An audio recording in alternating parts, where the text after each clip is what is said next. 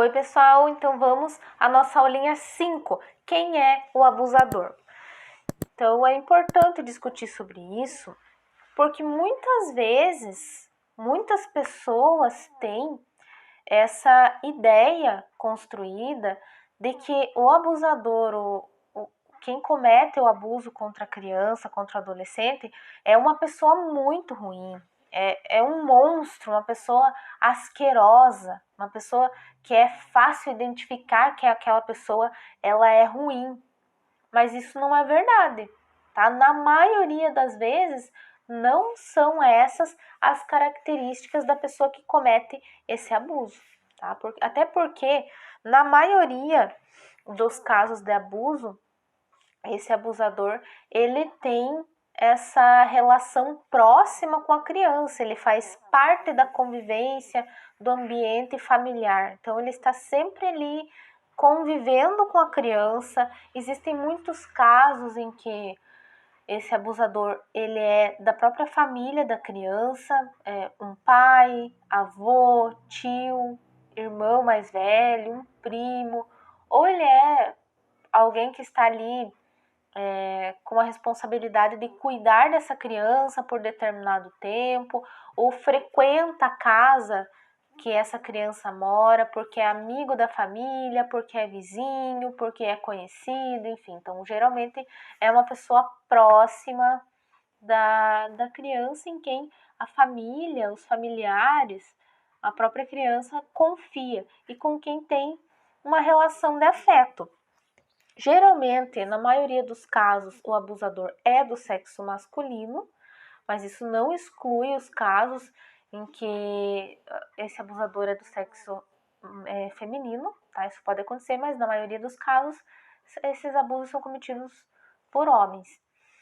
E essa proximidade da criança, da vítima, com o abusador, que acontece na maioria dos casos, ela acaba gerando uma dificuldade de identificar essa situação de abuso e de que a denúncia seja feita, porque a criança, o adolescente fica ali nessa situação confusa, né? Não sabe, não consegue identificar, não sabe realmente o que está sentindo, percebe que tem alguma coisa tem um sentimento ruim, uma sensação ruim quando é tocada, assediada por aquela pessoa, mas fica muitas vezes com medo de denunciar, de falar para a mãe, para uma pessoa mais próxima, uma professora, um professor, de fazer essa denúncia, porque ela tá nessa situação ali que às vezes ela gosta dessa pessoa que está cometendo um abuso.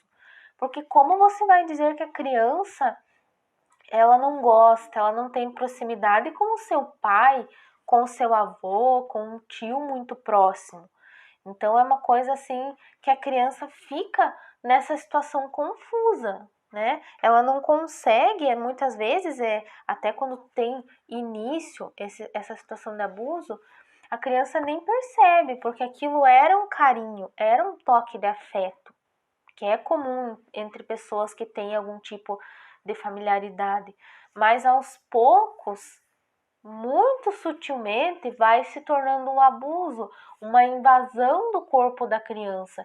E isso se dá de uma forma tão sutil que a criança não percebe ou gera essa situação aí mesmo. A criança não sabe o que ela está sentindo, não consegue definir o que ela está passando, tá?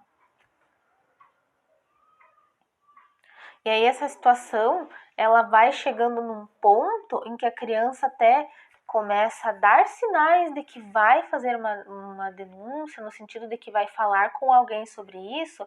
Aí chega na fase das ameaças, né? Que ela recebe ameaças desse abusador para que ela não conte. Então essas ameaças são muito cruéis com a criança, porque são chantagens, né? Então muitas vezes esse abusador fala, ó, se você falar para alguém, a sua mãe vai morrer, vai acontecer uma coisa muito ruim com tal pessoa da sua família ou com você.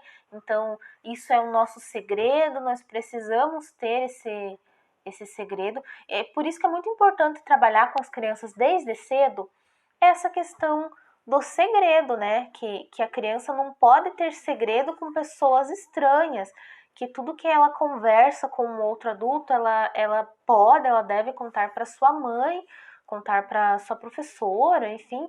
É preciso definir para a criança também quem são as suas pessoas de confiança. Então, se acontece esse tipo de situação, para quem que ela pode pedir socorro? Se é a mãe, se é a madrinha, se é a professora, o professor, sabe? É importante conversar sobre isso com a criança, para que ela saiba em quem ela pode confiar, tá? Para que ela se sinta segura para denunciar qualquer tipo de maus tratos, de situação que esteja violando os seus direitos. Então é importante ter essa conversa com a criança aí. Galera, a escola humanitária não possui vínculos políticos nem empresariais.